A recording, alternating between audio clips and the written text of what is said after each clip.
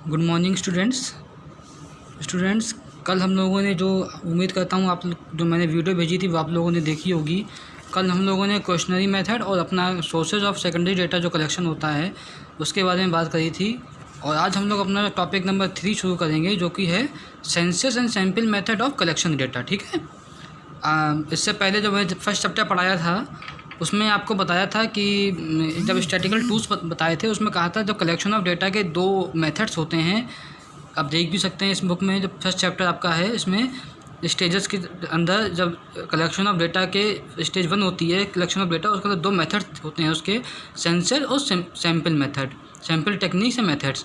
तो आज हम लोग जो है अपना हमारा जो थर्ड चैप्टर है बुक का थर्ड चैप्टर जो है वो इसी पे डिपेंड है, census and sample method of collection of data. ठीक है। आज हम लोग उसी की बात करेंगे, क्या होता है सेंसस मेथड, क्या होता है सैम्पल मेथड, क्या होता है सेंसस मेथड की मेरिट्स डिमेरिट्स क्या होती हैं, कहाँ सुटेबल होता है सेंसस मेथड, सैम्पल मेथड कहाँ पे सुटेबल होता है, इसके बारे में आज बात करेंगे। ठीक है। हम लोग का थर्ड चैप्टर ऑफ इकोनॉमिक्स शुरू होने जा रहा है आज, जो है census and sample method of collection of data. ठीक है। कल हम लोगों ने जो क्वेश्चनरी मेथड पढ़ा था उसमें मैंने आपको इन्यूमरेटर्स मेथड के बारे में बताया था। ठीक है। इन्यूमरेटर्स मेथड और सेंसस मेथड लगभग सेम होता है। इसमें जनगणना की ही बात, सेंसस मतलब होता है जनगणना, जो हर 10 साल में हम लोगों के यहाँ जनगणना होती है इंडिया में, उसके लिए जो मेथड यूज़ किया जाता है सेंसस मेथड कह सकते हो या इन्यूमरेटर्स भी मेथड कह सकते हो उसको आप। ठीक है। तो शुरू करते हैं थर्ड चैप्टर, क्या है methods of statistical inquiry. Statistical inquiry करने के 2 मेथड्स होते हैं डाटा कलेक्ट करने के, कौन कौन से, सेंसस मेथड और सैम्पलिंग मेथड या सैम्पल मेथड। सबसे पहले बात करते हैं हम लोग सेंसस मेथड की। सेंसस मेथड क्या होता है? Census method is that method in which data are collected covering every item of universe. यहाँ पे जो यूनिवर्स और पॉपुलेशन की बात हो रही है, मैंने पहले की डेफिनेशंस में भी बताया है, जब यूनिवर्स और पॉपुलेशन की बात होगी तो पॉपुलेशन पूरी इंडिया की नहीं, यूनिवर्स पूरा ब्रह्मांड नहीं, वो पर्टिकुलर एरिया जहाँ पे जिस चीज़ का हम डाटा कलेक्ट कर रहे हैं, इंफॉर्मेशन कलेक्ट कर रहे हैं, वो एरिया को हम उस टाइम अपना यूनिवर्स मानेंगे, उतनी पॉपुलेशन को हम अपनी ओवरऑल पॉपुलेशन मानेंगे। ठीक है। यहाँ पे यूनिवर्स और पॉपुलेशन को क्लियर करना बहुत ज़रूरी है। पॉपुलेशन पूरे वर्ल्ड की है, इंडिया की पॉपुलेशन की बात नहीं हो रही है। यूनिवर्स पूरे वर्ल्ड की या पूरे ब्रह्मांड की या कहीं की भी बात नहीं हो रही है, सिर्फ उतने एरिया की बात यूनिवर्स की करेंगे। यूनिवर्स को उस टाइम तब उस एरिया को यूनिवर्स डिनोट करेंगे जो एरिया का हम डाटा कलेक्ट कर रहे हैं। ठीक है। पढ़ते हैं फिर से। Census method is that method in which data are collected covering every item of universe और population relating to the problem under investigation. Census method census method क्या होता है? जहाँ पे वो मेथड जहाँ पे हम डाटा कलेक्ट कर रहे हैं सेंसस के माध्यम से। ठीक है। मतलब मान लीजिए आप क्लास 11th के, मैंने बात की कि क्लास 11th के जहाँ पे हम खुद पर्टिकुलर अपने आप जाके डाटा कलेक्ट कर रहे हैं उसको सेंसस मेथड कलेक्ट कहते हैं, या हम अपना कोई रिप्रेजेंटेटिव भेज देते हैं उसकी जगह। जैसे जनगणना होती है जनगणना, हर 10 साल में जनगणना होती है, तो जब वो जनगणना होती है तो गवर्नमेंट जनगणना कराती है, लेकिन गवर्नमेंट ऐसा तो है नहीं हर घर में घर जाके खुद करती है, वो अपने रिप्रेजेंटेटिव ऑफिसर्स को अपने अपॉइंट करती है जो घर घर जाके उस पर्टिकुलर एरिया को अपॉइंट करती है। मान लीजिए एक ऑफिसर को अपॉइंट किया कि तुम जाओ शाहजहाँपुर का पूरा तुम्हें दिया जाता है कब एरिया, वहाँ का तुम्हें पूरा सेंसस अपना डाटा कलेक्ट करना है। वो ऑफिसर अपने अंडर अपॉइंट कर देता है लोगों को, वो आके जाके करते हैं कलेक्ट डाटा, तो उसे सेंसस मेथड कहते हैं। ऑफिसर या तो खुद पर्सनली जाके या किसी और अपने रिप्रेजेंटेटिव के माध्यम से आप जो डाटा कलेक्ट करवाते हैं, कि मान लीजिए आप घर पे गए, या आपके घर में कितने लोग हैं, कितने बच्चे हैं, कितनी औरतें हैं, कितने मेल्स हैं, कितने फीमेल्स हैं, इन सब के बारे में डाटा कलेक्ट किया जाता है। कितने लोग, कौन आदमी कितना पढ़ा हुआ है, कौन कितना पढ़ा लिखा है, इसके बारे में, कौन आदमी क्या काम करता है। ठीक है। इन सब के बारे में जब डाटा कलेक्ट किया जाता है तो उसे सेंसस मेथड के माध्यम से कलेक्ट किया जाता है। सेंसस मेथड जो है वो कम एरिया में तो यूज़फुल होता है, ज़्यादा बड़े एरिया में यूज़फुल नहीं हो सकता है। ठीक है। क्योंकि अब हर घर में तो आदमी हर घर जाके आदमी बड़ा मुश्किल से पहुंच पाएगा, तो ये छोटे एरिया के लिए तो अच्छा है, लेकिन बड़े एरिया के लिए सही नहीं है। यूनिवर्स उस टाइम क्या होगा, मान लीजिए किसी से कहा गया, या पॉपुलेशन क्या होगी, किसी से कहा गया कि तुम्हें इस एरिया का या इस क्लास का तुम्हें डाटा कलेक्ट करना है, तो उस टाइम वो जो क्लास है वो उसमें जो बच्चे हैं वही हमारी उतनी पॉपुलेशन है, और वो पूरा क्लास जो है वो हमारा यूनिवर्स है। ठीक है, यूनिवर्स पॉपुलेशन समझ लीजिए तो सेंसस मेथड आसानी से समझ जाओगे।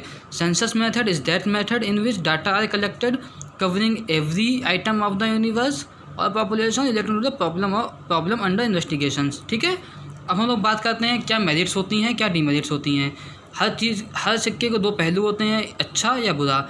ठीक है, तो सेंसस मेथड की कुछ अच्छाइयाँ हैं और कुछ बुराइयाँ भी हैं। सेंसस मेथड एक तो रिलायबल और एक्यूरेट होता है। कैसे? आप खुद पर्सनली जाके या आपका रिप्रेजेंटेटिव जाके कलेक्ट कर रहा है उस आदमी से जिससे आपको इन्फॉर्मेशन चाहिए, खुद वही आदमी आपको इन्फॉर्मेशन दे रहा है जिससे आपको इन्फॉर्मेशन चाहिए, तो वो रिलायबल भी होती है और काफ़ी हद तक एक्यूरेट भी होती है। ठीक है, स्टडी ऑफ डाइवर्स कैरेक्टरिस्टिक्स, मतलब मान लीजिए आप किसी के घर पे गए डाटा कलेक्ट करने, या किसी आदमी के पास गए डाटा कलेक्ट करने, और उससे डाटा तो कलेक्ट किया आपने, साथ ही साथ और भी थोड़ी बहुत जानकारियाँ निकलवा ली, आस पड़ोस के बारे में जानकारियाँ निकलवा ली, तो वो डाइवर्स कैरेक्टरिस्टिक्स भी स्टडी कर सकते हो आप सेंसस मेथड के माध्यम से। इनडायरेक्ट इन्वेस्टिगेशन क्या होता है? जैसे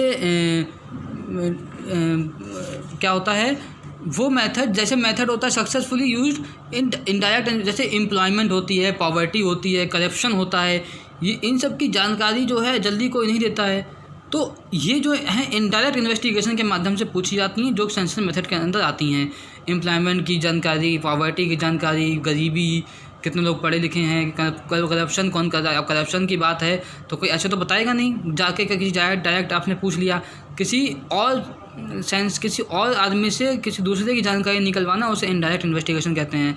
मतलब पूछना किसी और की जानकारी लेना है, लेकिन किसी और आदमी से उसके बारे में पूछ लिया, ए की जानकारी बी से ले ली कि बी ने बताया कि ए आदमी ऐसा है जो बहुत करप्ट आदमी है, तो वो इनडायरेक्ट इन्वेस्टिगेशन हो जाती है। ये तो होंगे मेरिट्स। ये है डीमेरिट्स। डीमेरिट्स क्या होती हैं? एक तो कॉस्टली होता है, आप घर जाके खुद पर्सनली जाके पूछ रहे हो, ठीक है, तो कॉस्टली भी होता है, एक्सपेंसिव भी होता है। ठीक है, लार्ज मैन पावर मतलब अब बड़े एरिया में अगर मतलब आपको पूरा एरिया दिया गया, जैसे जनगणना हमने बताया होती है, तो गवर्नमेंट खुद तो जाती नहीं है, ऑफिसर्स और मैन पावर को अपॉइंट करती है, वो जाके घर जाके उस डाटा को कलेक्ट करते हैं, तो ये लार्ज मैन पावर का भी यूज़ होता है इसमें। ये इसकी डिमेरिट्स है। नॉट सुटेबल, ज़्यादा बड़ी इन्वेस्टिगेशन के लिए सेंसस मेथड सुटेबल नहीं है। ठीक है, ये इसकी डिमेरिट्स हो गई। कहाँ पे सुटेबल होता है?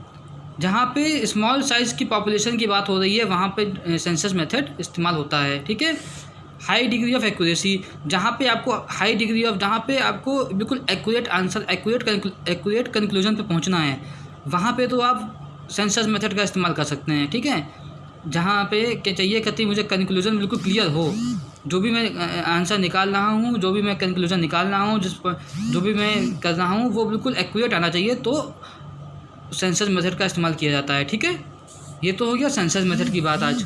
अब हम लोग बात करते हैं सैंपल मेथड क्या होता है। ठीक है,